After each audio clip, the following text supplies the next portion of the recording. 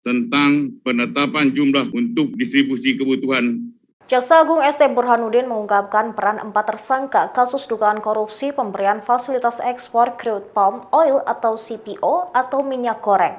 Salah satu tersangka merupakan petinggi dari Kementerian Perdagangan. Perbuatan mereka membuat minyak goreng di Indonesia langka dan harganya melambung tinggi. Dikutip dari Tribun News, dalam konferensi pers pada hari Selasa 19 April, Jaksa Agung mengungkapkan tersangka utama ialah Indrasari Wisnuwardana yang merupakan Dirjen Perdagangan Luar Negeri dari Kementerian Perdagangan. Sementara 3 lainnya berasal dari pihak swasta berinisial SMA, merupakan Senior Manager Corporate Permata Hijau.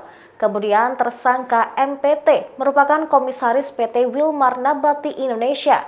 Lalu tersangka keempat berinisial PT yang merupakan General Manager bagian General Affair PT Musimas. Burhanuddin mengungkapkan peran keempat tersangka dugaan tindak pidana korupsi pemberian fasilitas ekspor CPO atau turunannya. Berdasarkan pemeriksaan, 3 pihak dari sejumlah perusahaan tersebut telah berkomunikasi intens dengan Indrasari Wisnuwardana. Kemudian Indrasari menerbitkan izin ekspor kepada perusahaan tersebut, sehingga Permata Hijau Group, PT Wilmar Nabati, PT Multimas Nabati Asahan, dan PT Musimas mendapatkan persetujuan ekspor minyak sawit mentah atau CPO. Padahal perusahaan-perusahaan tersebut bukanlah perusahaan yang berhak mendapatkan persetujuan ekspor. Oleh sebab itu, Kejaksaan Agung menetapkan tersangka karena telah bertindak melawan hukum. Dalam keterangannya, Burhanuddin menyampaikan pihaknya sangat memprioritaskan penanganan perkara yang menyangkut hajat hidup orang banyak. Di samping itu, Burhanuddin membeberkan jajarannya juga telah memeriksa 19 orang saksi dan memeriksa 596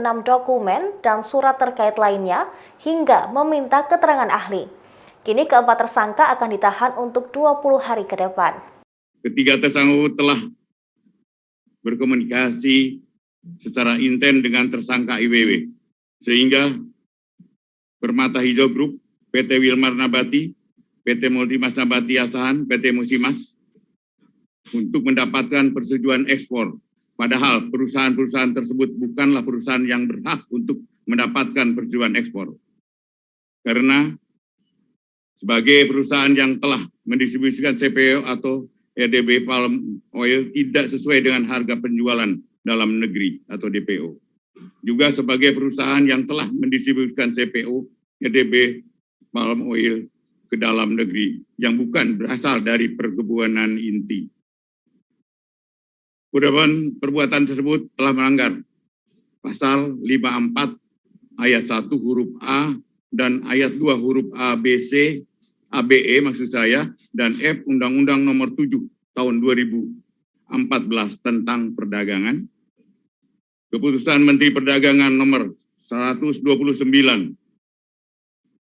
tahun 2022, yaitu Yunto Nomor 170 tahun 2022 tentang penetapan jumlah untuk distribusi kebutuhan dalam negeri dan harga penjualan di dalam negeri. Demikian informasi saat ini, nantikan terus informasi terbaru lainnya hanya di Tribun News. Terima kasih sudah nonton, jangan lupa like, subscribe, dan share ya!